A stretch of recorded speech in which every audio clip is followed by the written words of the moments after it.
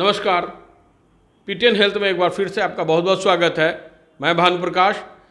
अभी हम आए हुए हैं एस्थेटिका स्किन हेयर केयर क्लिनिक में, जहां मौजूद है हमारे साथ डॉक्टर अभिषेक रंजन, जो कि डर्मेटोलॉजिस्ट हैं। और डॉक्टर साहब, आपका बहुत बहुत स्वागत है। जी नमस्कार, थैंक यू भानु जी, जो आपके माध्यम से मुझे एक मौका मिला स्किन के बारे में लोगों को बताने का, जानकारी देने का। वही इसी संबंध में स्किन से रिलेटेड परामर्श लेने के लिए आपके पास आए हुए हैं। अच्छा डॉक्टर, ये बताइए सर कि आम लोगों में, बच्चों में या जिस सफ़ेद दाग की बीमारी हो जाती है, तो सफ़ेद दाग क्या है और किन कारणों से सफ़ेद दाग होता है? सबसे पहले हमारे दर्शकों को ये बताएं। देखिए, क्या होता है कि सफ़ेद दाग एक एब्सेंस ऑफ मिलानिन है। मिलानिन वो सेल्स हैं जो आपके स्किन को कलर प्रोवाइड करते हैं, ठीक है। तो वो किसी भी वजह से, आजकल क्या है कि लोग जेनेटिक और ऑटोइम्यून डिसऑर्डर पे बात कर रहे हैं। अभी इसकी जो एटियोलॉजी है वो अभी भी डिस्कशन में है कि एक्चुअल रीज़न क्या है। जब मल्टीपल हाइपोथेसिस है इसमें, तो सबसे पहला रीज़न जो हाइपोथेसिस को सबसे ज़्यादा एक्सेप्ट किया जाता है वो है आपका ऑटोइम्यून हाइपोथेसिस। इसमें क्या होता है कि आपकी बॉडी के सेल्स ही अगेंस्ट मेलानिन कुछ एक्शन, इम्यून रिस्पॉन्स करते हैं, जिसकी वजह से मेलानिन डिस्ट्रॉय हो जाता है और वो डिस्कलरेशन हो जाता है स्किन का। तो यही सफ़ेद दाग की दिक्कत है। ऐसी बहुत बड़ी बीमारी नहीं है जितनी बड़ी बीमारी इसको बनाई जाती है, ये स्टिग्मा है। तो सफ़ेद दाग क्या है ना कि धीरे धीरे पूरे बॉडी में फैलने लगता है। सबसे बड़ी ये दिक्कत हो जाती है। ऐसे तो बहुत बड़ी बीमारी नहीं है, लॉन्ग टर्म की बीमारी नहीं है, जैसा कि जानते हैं। लॉन्ग टर्म की बीमारी है, लॉन्ग टर्म है लॉन्ग टर्म की। इसको ठीक होने में काफ़ी वक्त लग जाता है, लेकिन ऐसी बीमारी नहीं है जो आपको दिनचर्या में, हाँ, जो जानलेवा हो या दिनचर्या में कोई नुकसान कर रही हो। बस दिखने में थोड़ा सा डिफरेंस लगता है नॉर्मल स्किन से, जो विटिलिगो की स्किन है उसमें, कलर में। तो आप बताएं कि लॉन्ग टर्म नहीं है, तो कितना समय लग जाता है ठीक होने में? देखिए, कुछ जैसे सफ़ेद दाग होते हैं, शरीर के अलग अलग भागों में अलग अलग समय लगता है मेलानिन को प्रोड्यूस होने में। जैसे हाथों के, होठों के, ठीक है, और पैरों के जो एक्सट्रीमिटीज़ है, लोअर एक्सट्रीमिटीज़ के एंड पॉइंट्स, उनमें आने में काफ़ी वक्त लग जाता है। 6 महीने से साल भर लग सकता है, ठीक है। उनको बोलते हैं एक्रेल विटिलिगो। इसके अलावा जो शरीर पे होते हैं, जो हाथ पे ऊपर आर्म्स में हो सकते हैं, चेस्ट पे होते हैं, बैक पे होते हैं, उनमें थोड़ा जल्दी रंग आने की संभावना है कि जल्दी आ जाएगी, 3 से 6 महीने के बीच में आ सकते हैं।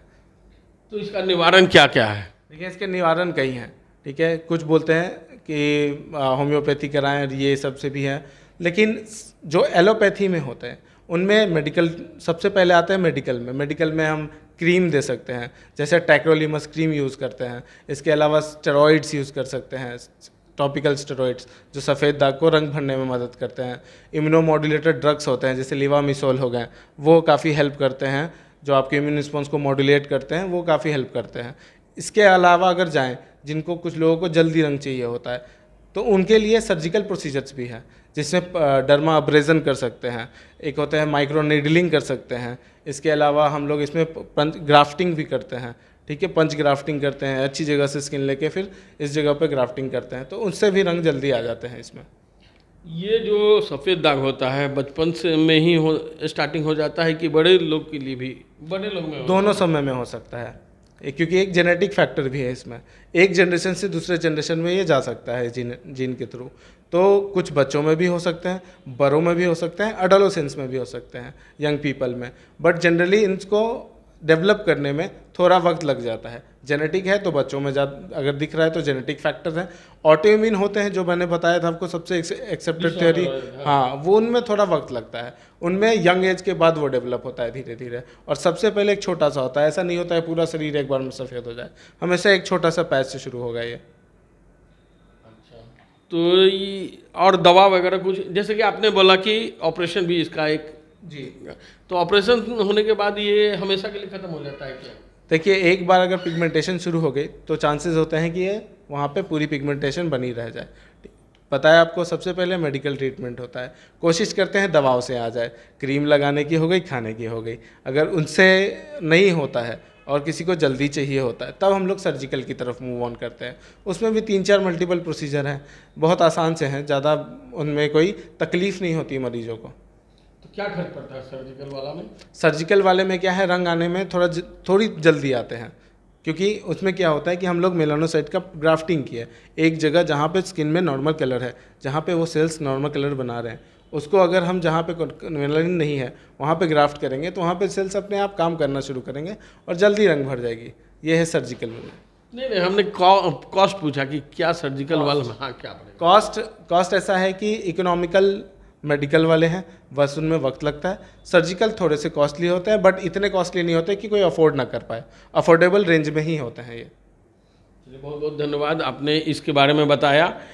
अब आप चूँकि स्किन हेयर से भी संबंधित है आपका, तो हेयर से बात करते हैं। बाल का झड़ना क्या होता है और हेयर रिमूवल जो कि आजकल नया चीज़ है, वो क्या है और कैसे इसका ठीक करते हैं। देखिए, बाल का झड़ना तो जेनेटिक ही है, हमेशा वो देखा जाता है, वो भी हार्मोनल भी होते हैं कुछ लोगों में, आजकल यंग पीपल में जल्दी जा रहे हैं। तो बाल झड़ने से बचने के लिए मेडिकल ट्रीटमेंट के साथ आजकल एक नई तकनीक आई है जिसको बोलते हैं PRP, प्लेटलेट रिच प्लाज्मा। इसमें हम लोग जो मरीज़ हैं उसी की खून से एक प्लाज्मा बनाते हैं जिसमें प्लेटलेट सेग्रीगेट करके फिर इंजेक्ट करते हैं स्कैल्प में। ये एक तरीका है बालों को रोकथाम के लिए जो गिर रहे हैं। तो अभी डॉक्टर साहब ने बताया कि बालों का झड़ना कैसे रोका जा सकता है। अब हम जानना चाह रहे हैं, सर से पहले भी क्वेश्चन हमने किया है डॉक्टर साहब से, हेयर रिमूवल के बारे में। जो अनवांटेड बाल पूरे बॉडी में आ जाती है जहाँ तहाँ, उसको कैसे रिमूव किया जाता है नए मशीनों द्वारा। अभी मशीन भी आपको हम दिखाएंगे, पहले ये जानना चाहते हैं कि कैसे रिमूव किया जाता है और क्या समय लगता है ना? जी, बालों की जो समस्याएं हैं जो महिलाओं में ज़्यादातर देखने को मिलते हैं, मर्दों में भी हैं, मेल्स में भी हैं, बट महिलाओं में ज़्यादा ये दिक्कत होती है। उन महिलाओं में जिनमें PCOD, हिर्सुटिज्म जैसी हार्मोनल दिक्कतें होती हैं, उन बालों को हटाने के लिए लोग वैक्सिंग करते हैं, chemical hair removal cream use करते हैं, बट उनसे टेम्पररी बाल जाते हैं, उनमें फिर से 10 दिन में फिर से बाल नए निकल आते हैं।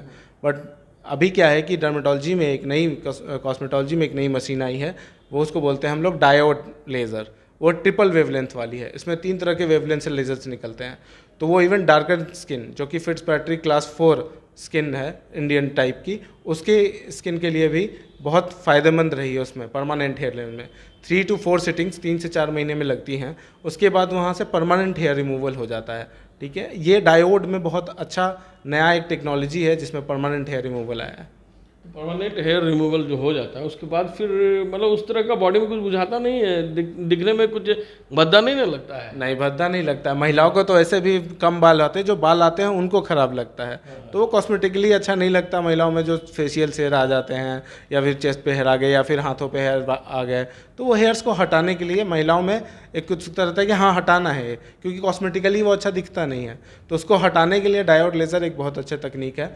आजकल मेल्स में भी लोग बियर्ड लाइन बनाना शुरू कर दिए हैं कि एक बियर्ड लाइन होनी चाहिए, नीचे से बियर्ड एकदम शेप में होनी चाहिए। उसके लिए भी ये परमानेंट है कि परमानेंट डायोड यूज़ किया जाए तो परमानेंट हेयर लॉस हो जाएगी वहाँ से और एक लाइनिंग बन जाएगी।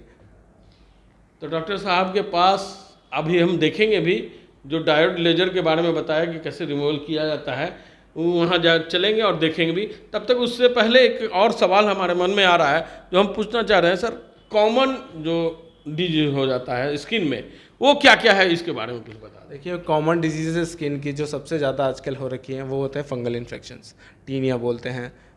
जो दांत सुने होंगे, दांत खाज खुजली बोलते हैं। तो जो दांत की दिक्कत है वो गर्मी के मौसम में खासकर जब वातावरण में आपका ह्यूमिडिटी ज़्यादा होती है, उस समय पसीना काफ़ी रुकता है और फंगल इन्फेक्शन इंक्रीज़ हो जाते हैं। इसके अलावा मुहासे हो गए, मुहासों में जो छोटे छोटे दाने निकल आते हैं, एक्नेस बोलते हैं जिनको। इसके अलावा झाइयाँ हो गई, महिलाओं में फर्स्ट प्रेगनेंसी के बाद ज़्यादा झाइयाँ बढ़ने लग जाती हैं, तो झाइयों की दिक्कत हो गई, बाल झड़ना, ये सब कॉमन स्किन डिजीज़ हैं और इनका इलाज बहुत इजीली संभव है, बहुत कम समय में और बहुत कम पैसों कॉस्ट के साथ अफोर्डेबिलिटी में लोग करा सकते हैं। लेकिन लोग इग्नोर करते हैं कि यार खुजली है कोई दिक्कत नहीं है, बट ये बाद में नासूर बन सकते हैं। इसलिए इनका इलाज शुरू में ही करा लेना चाहिए और बहुत कॉमनली बहुत ईजिली ठीक हो जाते हैं। तो बताया डॉक्टर साहब ने कि कॉमन डिजीज जो है इसका इलाज लोग अवॉइड कर देते हैं, जो कि बाद में बहुत नासूर हो जाता है। उससे पहले आप इलाज करा लें। इलाज के में क्या क्या करना पड़ता है? जैसे दांत के इलाज में ज़्यादा कुछ नहीं होते हैं, एंटी फंगल्स देते हैं, खाने की एक गोली होती है, खाने वाली गोली है जो एंटी फंगल होती है, सिस्टमिक एंटी फंगल्स। इसके अलावा हम लोग टॉपिकल देते हैं क्रीम लगाने को, 2 से 3 महीने में ये पूरी दांत ख़त्म हो जाती हैं। ठीक है। इसके अलावा अगर हम लोग बालों झड़ना का देखें तो उसके लिए आपको बताया PRP जैसी तकनीक आ गई है, लोग इस्तेमाल करें तो जहाँ पे उनकी ग्रोथ, जहाँ पे फॉल ज़्यादा हो रहा है वो वहीं रुक जाएगी। इसके अलावा मुहासों के लिए भी क्रीम आती हैं, 2-3 क्रीम आती हैं। लोग तरह तरह की क्रीम अपने आप मेडिकल से लेके लगा लेते हैं, वो नहीं करना चाहिए। एक डर्मेटोलॉजिस्ट या किसी स्किन के विशेषज्ञ को दिखाएं तो वो बहुत ईजिली चले जाएंगे 2 से 2.5 महीने में ही। इसकी जो क्रीम वगैरह होती है काफ़ी कॉस्टली होता है, इसलिए आम लोग जो है, मेरी धारणा है कि आम लोग इससे दूर भागना चाहते हैं कि छोटा दुकान, मेडिकल दुकान से अपना ले लेते हैं और ये जानकारी का अभाव है।